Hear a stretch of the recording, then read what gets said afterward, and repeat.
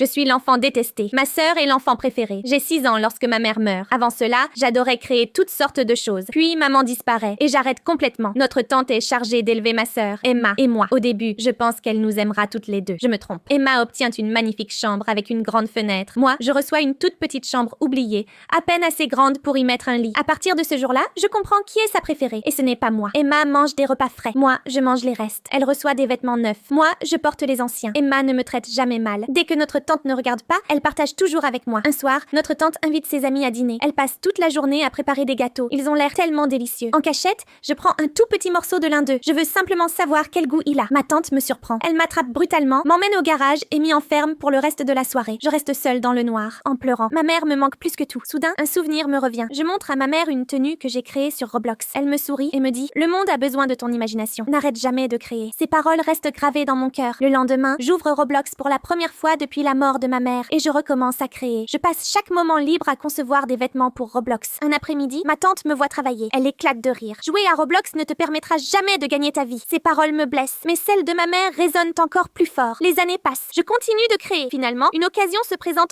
enfin de montrer mon travail au monde entier. J'hésite presque à y aller. Puis, je pense à ma mère et à la confiance qu'elle avait en moi lorsque personne d'autre n'y croyait. Je ne peux pas la décevoir. Alors, j'y vais. Et pour la première fois, tout le monde découvre ce que je construis depuis des années. Je leur montre comment j'utilise Customuse pour donner vie à mes idées. Customuse me permet d'importer des images et de les transformer en vêtements pour Roblox. Les gens n'en reviennent pas. Ils admirent ma créativité et tombent amoureux de mes créations. À partir de ce moment-là, tout change. Mes créations deviennent célèbres. Au fil des années, je gagne suffisamment d'argent pour acheter une magnifique maison. La première personne que j'y invite est Emma. Ensemble, nous construisons enfin la vie dont nous avons toujours rêvé. Puis, un soir, quelqu'un frappe à la porte. C'est ma tante. « Je suis tellement fière de toi », dit-elle. Ces mots me paraissent étranges. Pourquoi est-elle venue maintenant? Puis la vérité éclate. Elle n'a plus d'argent et elle veut mon aide. Je repense à toutes ces années où j'ai été ignorée. Alors, je referme doucement la porte. Et vous, lui pardonneriez-vous?